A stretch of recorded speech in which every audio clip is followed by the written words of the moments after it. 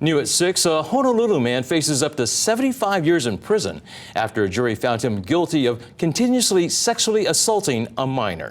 A jury deliberated for less than a day to find 46-year-old John Johnson guilty of 6 counts of sexual assault.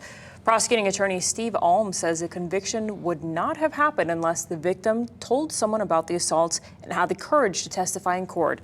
Johnson will be sentenced in January.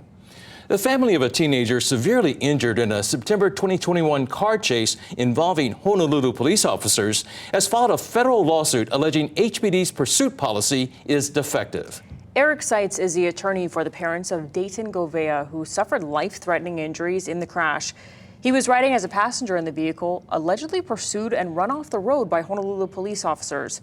Seitz says after 2 mediation sessions and a settlement conference, the city has offered nothing to his client.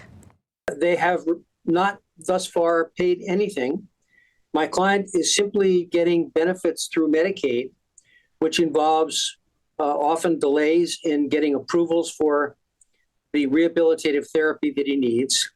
The city has taken no responsibility whatsoever for what happened to him, despite the fact that they are clearly liable. This seems to be like a cold cut case of liability. These officers clearly acted inappropriately, and it's just a question of how much money the city's going to have to pay.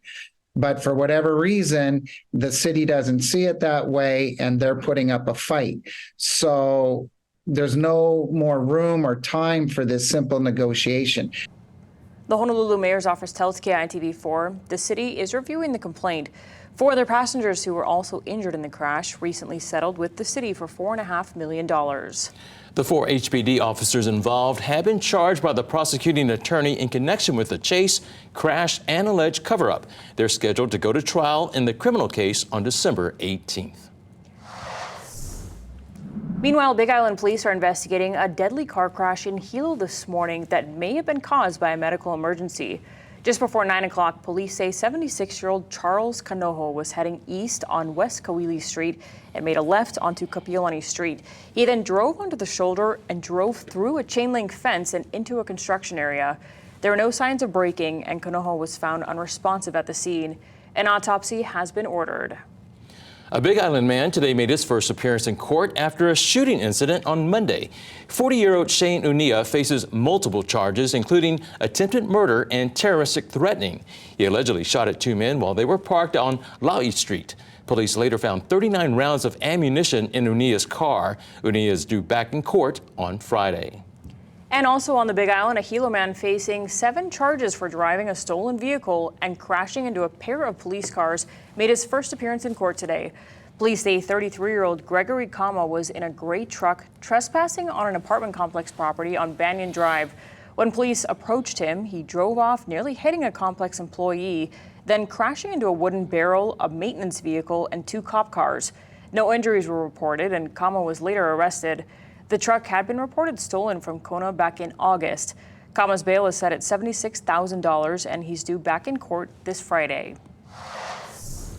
2 roads on Kauai are back open after police shut them down while searching for a murder suspect. The hunt continues for 48-year-old Chris Santos. He's wanted in connection to the death of 28-year-old Kith Silva Lacroix, who was found dead on Thursday. KPD closed Ma'alo Road by Wailua Falls and Kuamo'o Road by the Wailua Reservoir this morning after hearing reports people had given Santos a ride. Police say the public should use extreme caution and not approach Santos. Anyone with information is asked to contact Kauai Police.